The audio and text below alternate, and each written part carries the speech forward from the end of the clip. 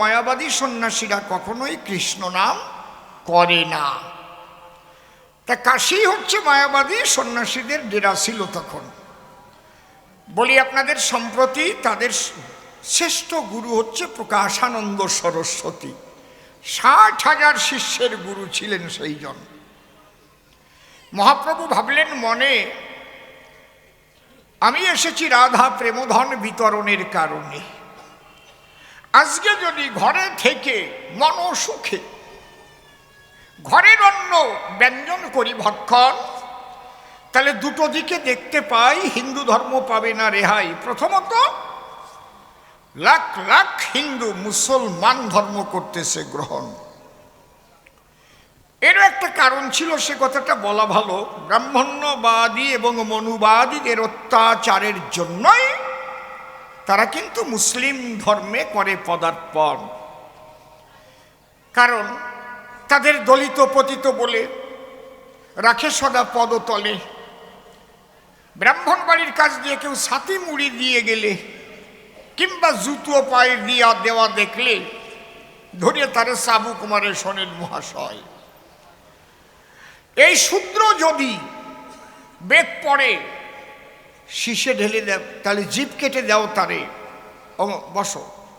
আর যদি বেদ শ্রবণ করে তাহলে শীষে ঢেলে দাও তার কানের ভিতরে। এই জাতীয় ব্যবহার ছিল তখন।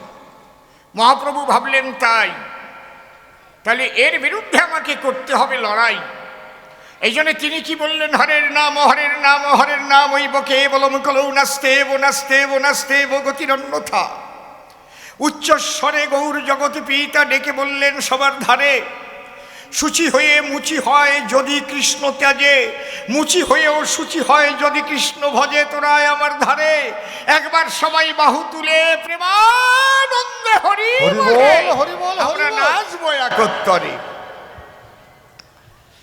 এই যে মহাপ্রভু যখন বার্তা দিল, তখন কিন্তু মানুষ একটা সাহারা পেল। তাই তো, এই লোকটা তো বাড়ি ভালো, দেখেছেন? যার জন্যে মহাপ্রভুকে অত্যন্ত অত্যাচারিত হতে হয়েছিল। এমনকি আপনারা জানেন, জ্ঞানী দলে নিত্যানন্দের কপালে ওই হরিনাম করে বলে মাধা কলসির কাঁধা তুলে আঘাত করে রক্তে ভাসিয়ে দিল। এতে অ্যাটেম্প টু মার্ডার। ওটা কলসির কান্দা না হয়ে যদি বোঝালি হতো, ওই জায়গায় নিতাই মার্ডার হতো, ঠিক কিনা? যদি বোঝালি না হয়ে 303 গুলি হতো, ওই জায়গায় নিতাই মার্ডার হতো। এই হরিনাম করিস কেন? কথা বোঝা গেল কি? মেইনলি যেখানে আঘাত করে ওই জায়গায় আঘাত, একটু অস্ত্রের আঘাত হলে পরে তো মানুষ যায় মরিয়ে, আর গুলির আঘাত হলে কেউ রক্ষা করতে পারে? এইভাবে অত্যাচারিত হয়েছিল তারা দুটি ভাই। আমি বলি সভাতল, আর ওদিকে মায়াবাদীরা ব্রহ্মসত্য জগতে মিথ্যা বলিয়ে শোনেন জ্ঞানী দলে সমস্ত যুবক ছেলে তাদের সন্ন্যাসী করে করে নিয়ে নেওয়া আরম্ভ হলো। মা বাবার সেবা করবে না, পরিচয় আর দেবে না। জানেন, যত বিজ্ঞশ্রোতা জিজ্ঞেস করলে বলবে না তারা পূর্বাশ্রমের কথা। কে ছিল তার মাতা, কে ছিল তার পিতা, কোথায় করেছিল জন্মগ্রহণ, আপনাদের আছে জানা? মায়াবাদী সন্ন্যাসীরা এই পরিচয় কখনো দেয় না। মহাপ্রভু দেখলেন সর্বনাশ, ধ্বংস হবে ধর্ম সনাতন।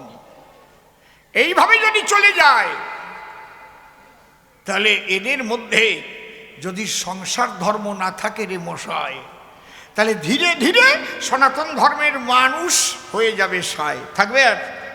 তাহলে এক ধরনের মানুষ প্রোডাকশন বাড়াবে, আর এক ধরনের মানুষ প্রোডাকশন কমাবে। তাহলে এই সংসারে থাকিও মানুষ যে প্রেম ভক্তি পাবে, প্রেম ভক্তি যে মূল, এটা দেওয়ার কারণ, আর সব ভুল। এই জন্যে মহাপ্রভু ভাবলেন তাই আমি আগে কাশী যাই, কাশী গিয়ে এই হরিনাম আগে করি বিতরণ। কাশী গেলে পরে আঘাত আসবে আমার উপরে। মায়াবাদী সন্ন্যাসীরা যখন কৃষ্ণ নাম করিবে শ্রবণ, ওরা করবে মানা, সন্ন্যাসীরা কৃষ্ণ নাম করে না, তখন একটা আলোচনা হবে বিলক্ষণ। আপনাদের দরকার জানা, মায়াবাদী সন্ন্যাসীরা কবু সংসারীর সঙ্গে কোনো আলোচনায় বসে না। সংসারী মানুষ আবার ধর্ম কি জানে মহাত্মন? সংসারী মানুষ যারা বউ নিয়ে শয় তারা স্ত্রীর সঙ্গে করে রমণ, কিন্তু ওইগুলো কোথাতে করেছে? জন্মগ্রহণ বুই ফোড় নাকি নাকি হ্যাঁ আমার কাছে বলুন দেখি, ওরা কি বুই ফোড় নাকি? ওরাই তো মাতৃগর্ভে করেছিল এক সময় জন্মগ্রহণ, তাই তো? এই জন্য মহাপ্রভু ভাবলেন চিতে ওদের মধ্যে হবে সেই বিশুদ্ধ প্রেম ভক্তি দিতে। তাই গিয়ে কাশীতে উনি আরম্ভ করলেন হরিনাম কীর্তন। এইবার যখন ওই নাম করে তখন প্রকাশানন্দ সরস্বতীর শিষ্যরা শোনার পরে গুরুর ধারে বিচার দেয়। তখন গুরুদেব কি বলবো, তোমার ঠাই একজন নবীন সন্ন্যাসী দেখতে পাই, কিন্তু সে যে হরিনাম করেছে কীর্তন, কি বলো? হ্যাঁ, জয় জয় রাধে কৃষ্ণ গোবিন্দ মধুসূদন রাম নারায়ণ হরে জয় জয় গায়, আবার রা রা রা রা বলে, ধা বলতে ধরণী তলে পরে ঢলে, আবার কখনো গায় কৃষ্ণ কেশব কৃষ্ণ কেশব কৃষ্ণ কেশব ত্রাহিমাং রাম রাঘব রাম রাঘব রাম রাঘব রক্ষমান, আবার সমস্ত নাম ভুলে আবার হরিবল হরিবল বলে বাহু তুলে। একই সন্ন্যাসীর এই অবস্থা হলে আমাদের সন্ন্যাস ধর্মের বদনাম হবে সুনিশ্চয়। প্রকাশানন্দ বলে তখন শিষ্যগণের পাশে, কাশী এসে এত বড় স্পর্ধা কার হয়েছে? আমি করি দর্শন। কাশীতে করতেছে হরিনাম কীর্তন, বলে উনি ভোরে ভোরে উঠে রাস্তা দিয়ে ওই নাম করে।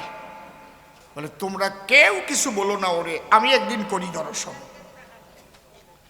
পরের দিন ভোরবেলায় উঠে প্রকাশানন্দ সরস্বতী তখন ওই পথ দিয়ে হাঁটে যে পথে করে প্রভু গমনাগমন। কিন্তু প্রভুকে দেখার পরে প্রকাশানন্দ প্রভুর রূপ সাগরে পড়ে যেন হাবুডুবু খায়। প্রকাশানন্দ ভাবে তাই মানুষ যে এত সুন্দর হতে পারে জীবনে তো কোনোদিন দেখি নাই। এ কোন মূরতি আমি করি দর্শন। দেখিয়া মহাপ্রভুর মূরতি অন্তরে জাগিল অনন্ত স্ফুরতি।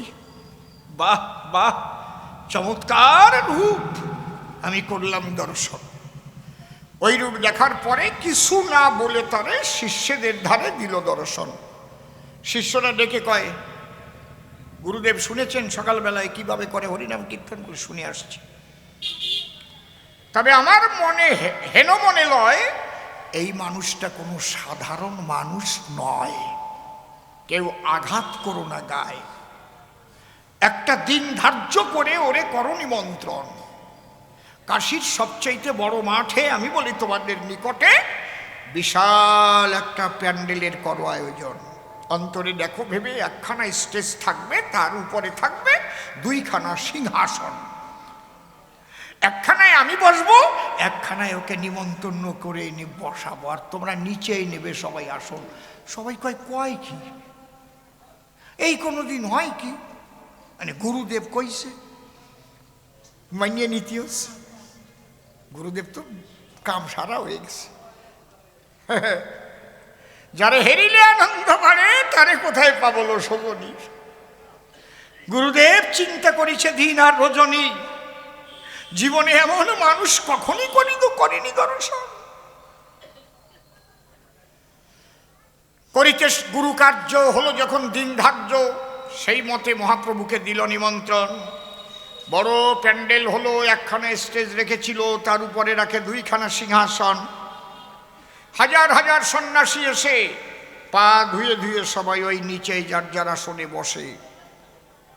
পা ধোয়া জলে কর্দমাক্ত হয়েছে তখন, মানে পা ধুয়ে ধুয়ে গেছে আর ওই জায়গায় জলে কাদা হয়ে আছে। এখন সবাই ওই পথের দিকে তাকায় আছে, ওই সন্ন্যাসী আসিবে কখন। আর যখন আসে না মোটে, একেবারে অপরের নিকটে ভয় পাইয়া গেছে, ছুটে নবদ্বীপের দিকে করছে পলায়ন। আমাদের কাছে বলো দেখি, এত সন্ন্যাসীর মধ্যে ওই অপরাধ করে ঢোকে নাকি? হঠাৎ গিয়ে আখি দেখিবারে পাই মহাপ্রভু দুবাহু তুলে ভাসিয়া দুই চোখের জলে প্রেমানন্দে হরি বলে ওই সবার দিকে ধায়। সবাই তাকায় আসছে। এই লোকটার একটু ভয়ও নাই রে মশাই, যার বিচার করবার জন্য আমরা ডাকিয়ে আনতেছি সেই নাম করিয়েই আসতেছি। হ্যাঁ, এইবার যখন স্টেজের কাছে কাছে এলো, ওখানে পাও ধোয়া জল ছিল। প্রকাশানন্দ ইশারা দিল, ওখান থেকে করো পদ প্রক্ষালন, মানে পাও ধুয়ে এসে আমার পাশে এই সিংহাসনে করো উপবেশন, মানে আমার এই পাশের সিংহাসনে বসো এখন। ইশারা দিল। দেখেন, আমরা তো খালি গান গাই, শোলক্কই তৃণাদপে শুনিছেন তরুরে বসহিষ্ণু না অমানীন মানদান কীর্তনিয়া সদা হরি, ওই না? হ্যাঁ, অশ্বিনী ঘোষের গান আছে, ওই যে সেই মান অপমান সমান যার, তার মতো আর মানিকে দেখো। তার প্রমাণ মহাপ্রভু কি দেখাইল? যাকে পা ধুয়ে উপরে সিংহাসনে বসতে বলল, মহাপ্রভু ওখানে গিয়া ওই কাদা জলের উপর দেহ লুটাইয়া দিয়া প্রেমানন্দে হরি নাম করতেছিল, হরি বল। ওই কাদার মধ্যে মহাপ্রভু গড়াগড়ি দিল। সবাই তখন অবাক হয়। প্রকাশানন্দ সরস্বতী এক নিরিখে তাকায়, আর কেউ কিন্তু দেখতে পারে নাই তখন। প্রকাশানন্দ দেখতে পারে অত বড় একটা দেহ পড়ল কাদার উপরে। হঠাৎ দেখে, একই ওই দেহটার নাই সেথায়, কোথায় দেহ ভ্যানিশ হলো, দেহ কোথায় গেল? হঠাৎ দেখে ওখান থেকে একটা জ্যোতি বহির্গত। প্রশাসনের নারী নরে, দেহ নাই সেই কাদার উপরে। হঠাৎ দেখে জ্যোতিতে গেছে ভরি, ব্রহ্মজ্যোতি দর্শন করে। একই হঠাৎ দেখে ওই জ্যোতি ধীরে ধীরে ছোট্ট হয়ে একটা ওম শব্দ লেখা তার ভিতরে। কি বলবো আপনাদের কাছে, ওই ওমের মধ্যে থেকে রাধা কৃষ্ণ মূর্তি হয়ে দাঁড়িয়েছে। হরি হরি বলো। একই হরি, একই হরি, গিরিধারিয়া নাই কিশোরী যুগল বেশে দণ্ডায়মান হইল। হঠাৎ প্রকাশানন্দ দেখতে পায় রাধা অঙ্গ বিগলিত হয়ে যায়, মেখে গেল শ্রীকৃষ্ণের গায়ে। রাধাঙ্গ কৃষ্ণাঙ্গ মিলে হলো শ্রীগৌরাঙ্গ, আবার ঊর্ধ্ব দিকে বাহু তুলে প্রেমানন্দে হরি গুণ গায়। ওই দৃশ্য দেখার পরে প্রকাশানন্দ যে বসা ছিল মঞ্চের উপরে, হা কৃষ্ণ হা কৃষ্ণ বলতে বলতে গড়াতে গড়াতে গিয়ে মহাপ্রভুর চরণে পড়ে। ওরে, তোরা কাকে এনেছিস বিচার করবার দায়?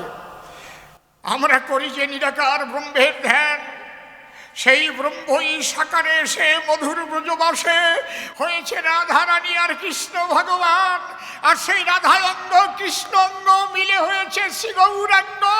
ওরে আয় আয়, তার পদ প্রান্তে প্রণাম করতাম, প্রেমানন্দে হরি বল হরি বল হরি বল। প্রকাশানন্দ মহাপ্রভুর ভক্ত হয়ে গেল। শোনেন ভক্ত প্রাণ,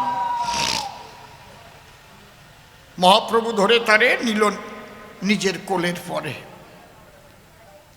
বলে তুমি পেয়েছো অন্তরে আনন্দ, আজ থেকে তোমার নাম দিলাম প্রবোদানন্দ।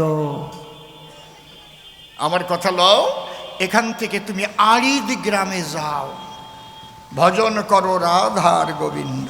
আড়িদ গ্রাম মানে সেই সময় নাম ছিল আড়িদ গ্রাম, এখনকার নাম রাধাকুণ্ড আর শ্যামকুণ্ড বলি সভা ধাম। চৈতন্য চরিতামৃত পড়িয়ে দেখবেন।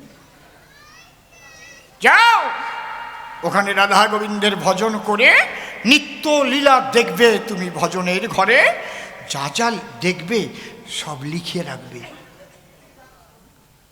ওই ভাবের ঘরে যাহা কিছু করত দর্শন, প্রবোদানন্দ সেই লীলা করিত লিখন। তাতে একটা গ্রন্থ হয়েছে, শোনেন জ্ঞানীজন। সে গ্রন্থটার নাম কি?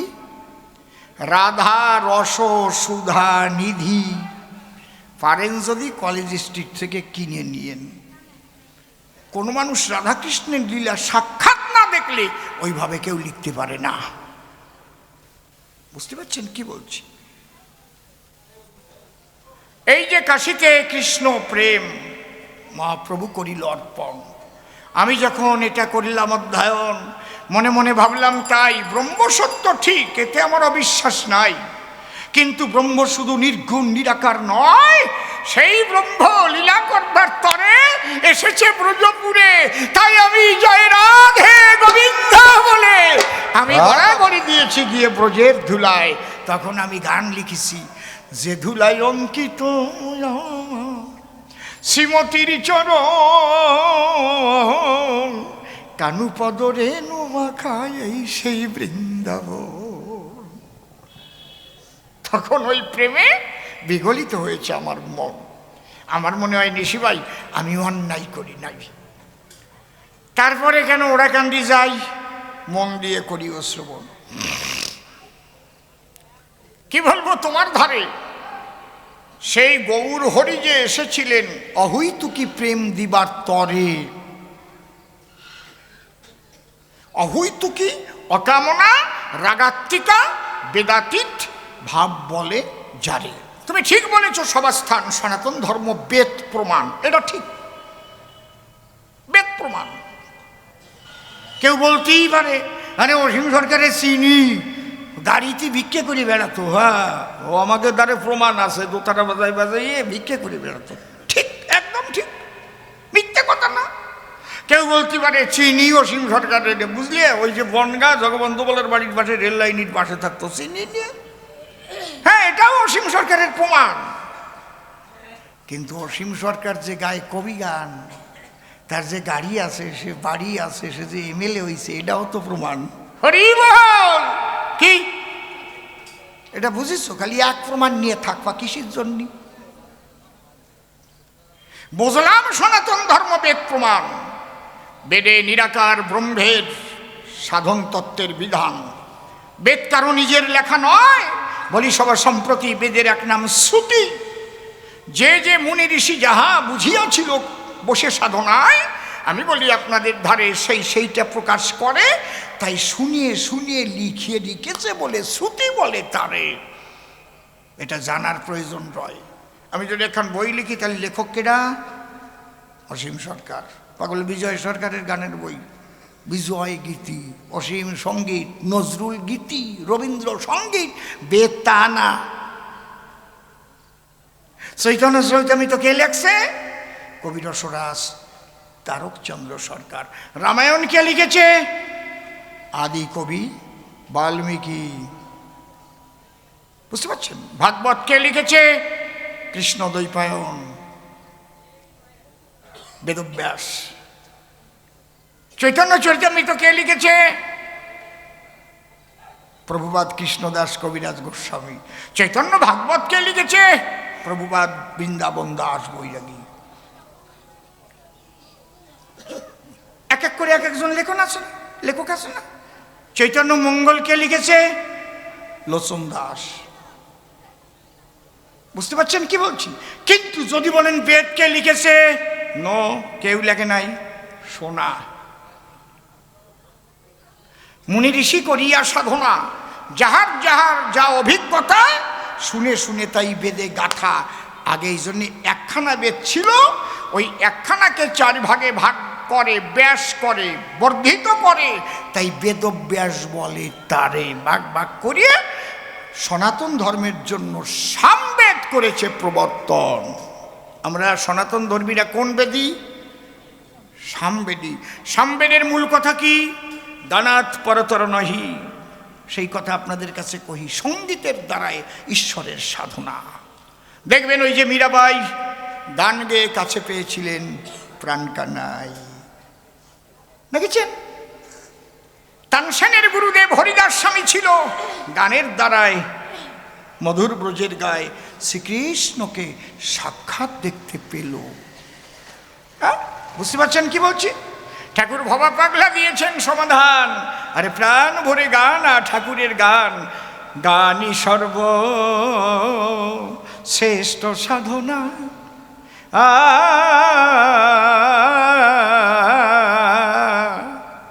গানই সর্ব শ্রেষ্ঠ সাধনা। লাগে না ফুল চন্দন, কিচ্ছু লাগে না, লাগে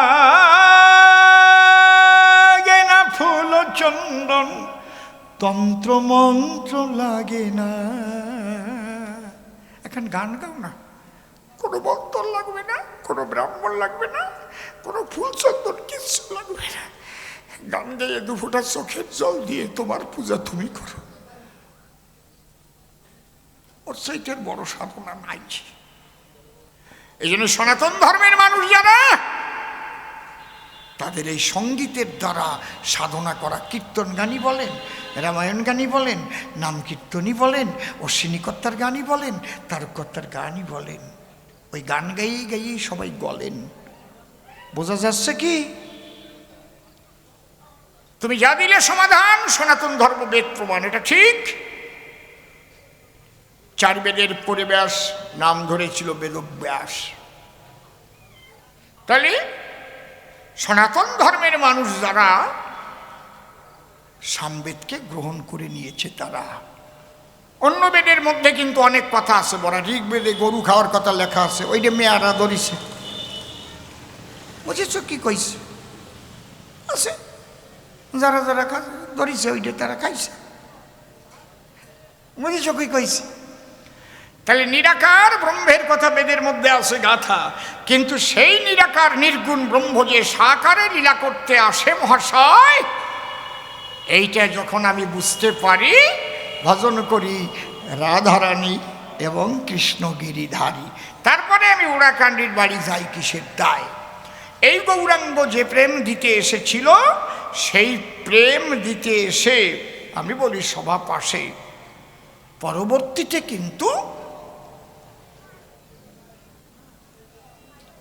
যারা গৌর ভক্ত ছিল, পরবর্তীতে হলো গৌরের আদর্শটা কিন্তু বিপথে যেতে লাগলো। এর মধ্যে কি ঢুকলো? অনাচার, ব্যভিচার। কারণ নিতাই গৌর 2 ভাই, তাদের 2 পথই দেখতে পাই, হয় সংসারী হও, না হয় গৌরের মতো জীব কল্যাণে চলে যাও, প্রেম ভক্তি বিলাও। কিন্তু এই মধ্যম একটা শ্রেণী জন্ম নিল, তারা নিজের বউ ত্যাগ করে দেখবেন আবার পরের বিধবা নিয়ে করে। আমার না এইসব বাজে কথা বলতে ভাল লাগে না, কেউ ব্যথা পায় যদি অন্তরে।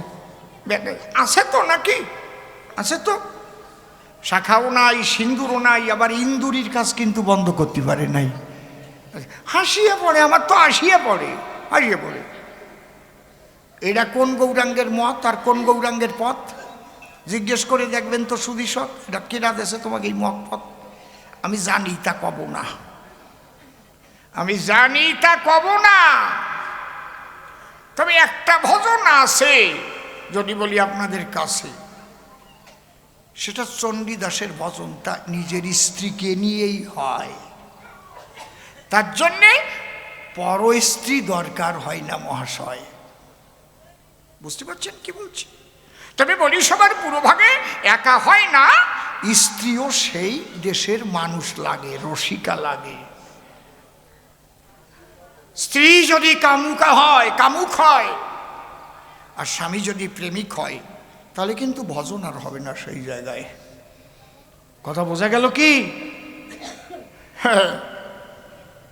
যাক, ওদিক গেলে আমার আলোচনা আরো মেলা বাড়িয়ে যাবে না, খালি আসিয়ে যায় সামনে, বাসটি থায় মনে করি, ভাবো না ওদিক আর এগোবো না।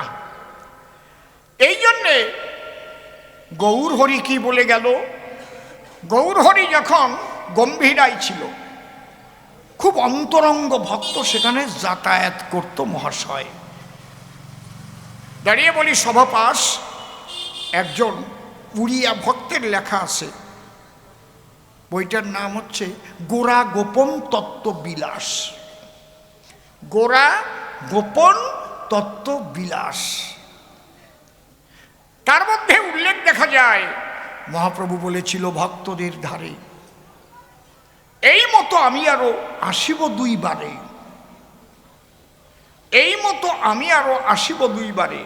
তার একবার জন্ম নিলেন প্রভু গিয়া ক্ষেতরে, নরোত্তমার শ্রীনিবাস বলে যাহারে।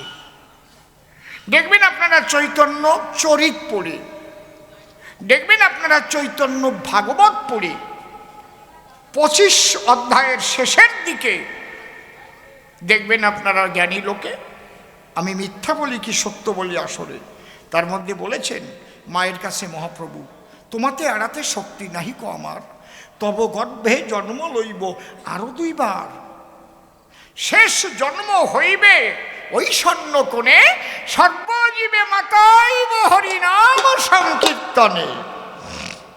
অনেকে জানে না।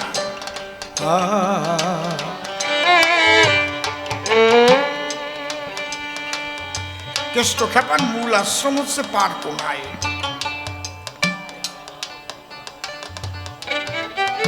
ঠিক করে দেখে নে, সময় দিছি তো তোদের। নাম হচ্ছে গণেশ। মহাভাবে বিভাবিত হলো, পাগল হলো। কারণ পাগল উপাধি মানুষ দেয় কখন দেয়? যখন তার ক্রিয়াকর্ম মানুষ তো দূরের কথা, বৈজ্ঞানিকরাও বুঝতে পারে না। বিচরণ পাগল নিজের মরা বউরে কাসিমের আত্মা দিয়ে বাঁচাইছিল, এটা বিজ্ঞানে পারেনি। হীরামন পাগল মরা গাই পেট ফুলে রয়েছে, কিন্তু তার বাচ্চা দুধ না পাইয়ে জ্ঞান আসছে, বকনা বাচ্চা। ওই জায়গায় দিয়ে হীরামন পাগল যাচ্ছিল, তাই দেখে ওই মরা গরুরে বলে, দেখে আমার বুন্ডি কান্তিছে, একটু দুধ দে।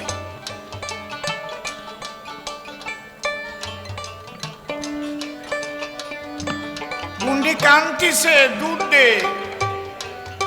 যখন দুধ দেয় না মোটে, মরা গরু কি আর ওঠে? লাথি মারছে পেটে, ওঠ।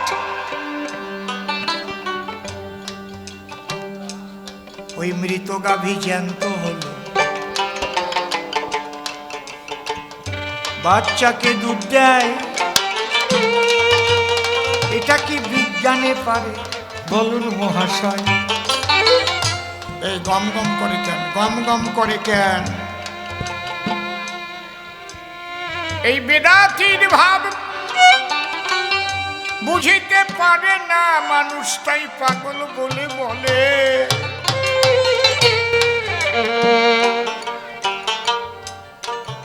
গণেশ পাগল কেষ্টখ্যাপা সেইভাবেতে চলে। রাঙাকর্তা একদিন পারকোনা হয়ে, ওটা কোটালি পাড়ের মধ্যে, এখন যেমন আমাদের নিজস্ব গাড়ি নিয়ে গান গেয়ে বেড়াই, তখন বড় বড় কবিদের নিজস্ব পানসি থাকতো। টাবুরিয়া না, কিন্তু পানসি নৌকা হচ্ছে খুব সুন্দর করে জালনা দরজা করা থাকতো, একদম ভিতরে রান্না করার কায়দা থাকতো। ওই পানসি নৌকা নিয়ে যখন যাচ্ছে, কেষ্টখ্যাপা ঘাটে দাঁড়ায়, কয়, ও রাঙা বাবা, চলে যাচ্ছ কথা না কইয়ে? রাঙা কথা কয়ে নৌকা বিড়া পাগল ডাক দিছে, বাপ সালামে আড়াই যাবো চলি। যখন বিড়াইছে, কয়, আমার এক ফালা কবি গান শুনাই যাও, মেলা দিন শুনিনি। সবার তাই গোলকচাঁদ বলতেন, জয় হরি বল, গৌর হরি বল। তারক গোসাইয়ের মহাসংকীর্তন খান একটু বলিয়ে দেখো, যে তারক কর্তা আমাদের গুরুর গুরু।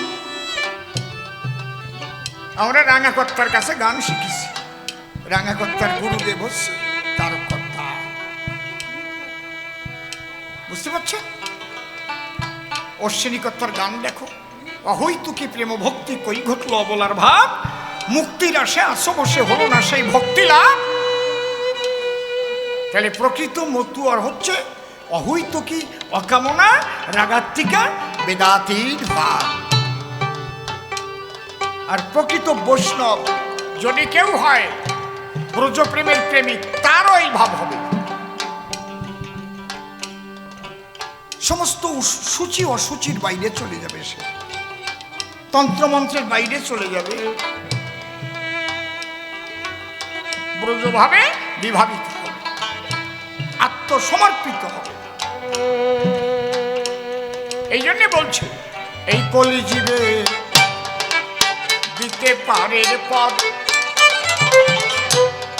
আমার ওরা কান্দির সাহস, সহজ সরল মত পথের পরে হরি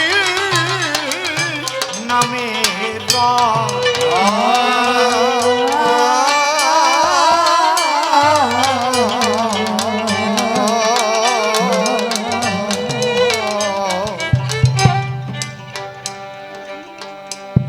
ওরে কলিজীবে দিতে পাহাড়ের পথ বাবা বাবা ওরা কান্দির সহজ সরল মত পথের পরে হরি নামে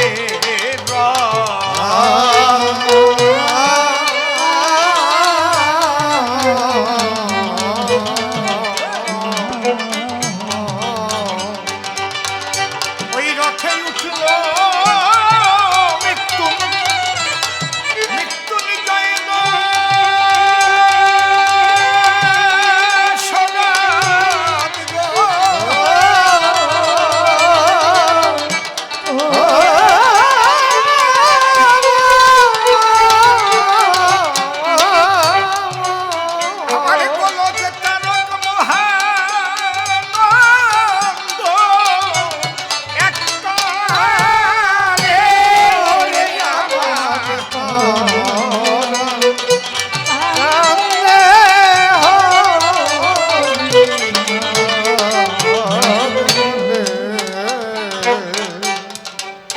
আমার ওরা কান্দি মানুষ রতন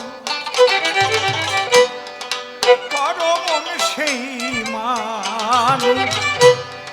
মানুষের যতন বন্ধু কেউ নাই তাহারি মতন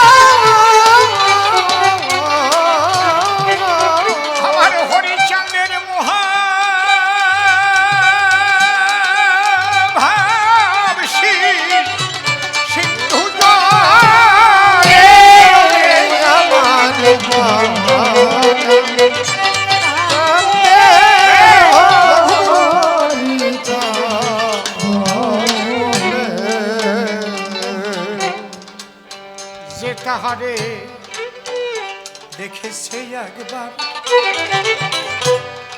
ভুলে থাকে সাধ্য আছে কার সে তো নয় নিজের বাধ্য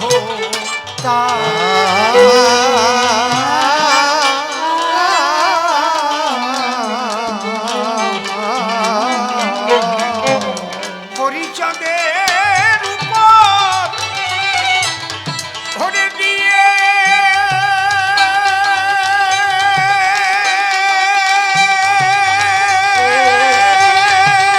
সম্ভার গো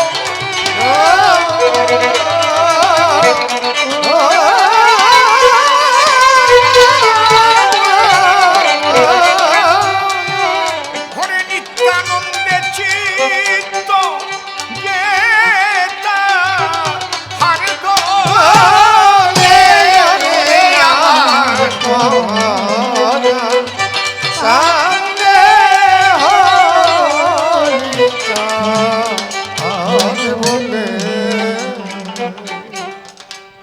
যেজন পারে তারে ডাকিতে ওরে সে কি পারে ঘরে ঘরে থাকিতে জন ধরে তার যুবলাখিতে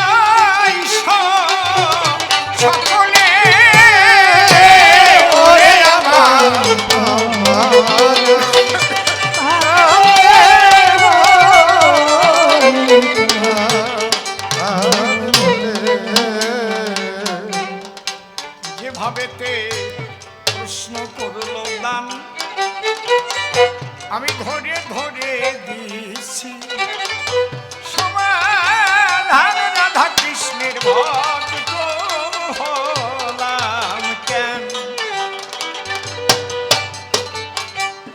ব্রহ্মের আছে বিবিধ স্বরূপ, নিরাকার সাকার সবই তাহার রূপ। আমি ভাবসাগরে দিলাম ডুব। একটা হচ্ছে নির্গুণ ব্রহ্ম আর একটা হচ্ছে সগুণ ব্রহ্ম। নির্গুণ ব্রহ্ম শোনো কারে কয়, কোন গুণের প্রকাশ থাকে না, সে ঠাই অনন্ত গুণের অধিকারী হয়। ওই যে সতরজ তম আছে না, কিন্তু যখন সে সগুণেতে প্রকাশ হইল, তার ভালো মন্দ প্রকাশিত হয়ে গেল লীলা তাহারে বলো। কিরে টানবি নাকি? এত বছর গান গাচ্ছি, বুড়ো হয়ে গেলি, আমি যে ছাড়িয়ে দিলাম তা টানবা না? ও না না বুঝি।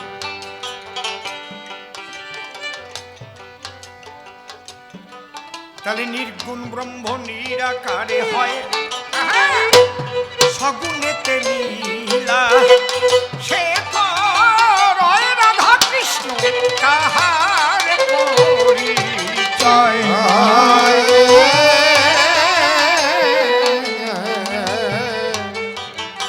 তাই সেই প্রেম রসে হাবুডুবু খাই, রাধা কৃষ্ণের গুণ গীতি গাই প্রেমানন্দে, হরি বলো সবাই।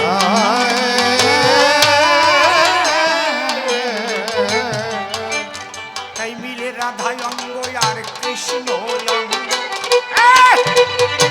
নদিয়াতে গৌরাঙ্গ সঙ্গে নিয়ে তার সাঙ্গ পাঙ্গ।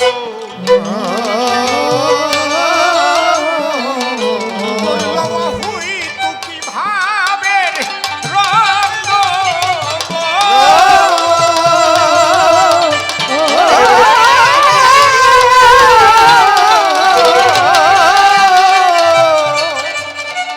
ওই নাম প্রেমে ভাষা লোম হিতলে পরাণে কান্দে হরি রাধ বলে।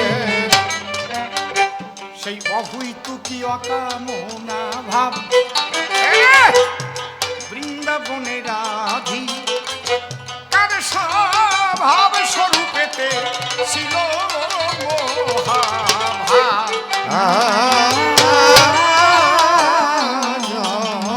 শ্রীকৃষ্ণ তাই প্রেমে হেরে যায়, রাধার ভাবকান্তি বিলাস নিজে ভিক্ষা লয় গৌর হয়ে এলো নদিয়ায়।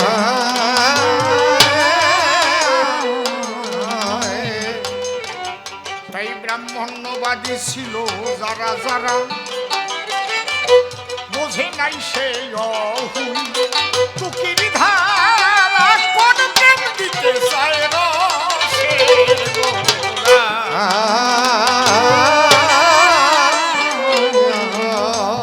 তারা পরের বাড়ি তন্তর মন্তর কয়, আর টুকলা বেঁধে বাড়ি নিয়ে যায়, মন্তর দিয়ে বাবারে স্বর্গে পাঠায়।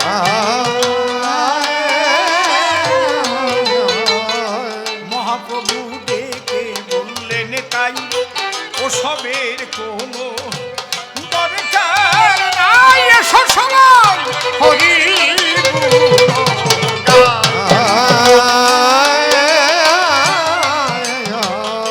গাইতে। সে বাধা প্রাপ্ত হলো যে কারণে হরিচাঁদ হয়ে এলো দলিত পতি, সবাই ভাসিল।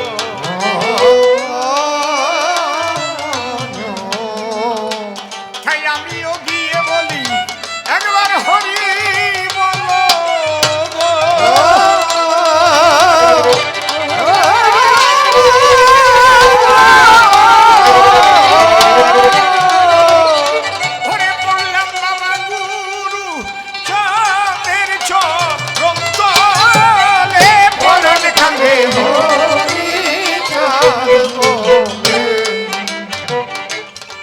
আবার কেন কদম বাড়ি যাই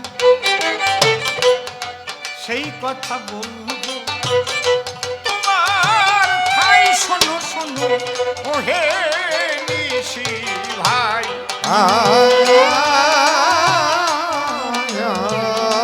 এই কবি গান শিখিবার পরে যখন আমি ছিলাম ওই দুর্গাপুরে মনোহর কর্তারি ঘরে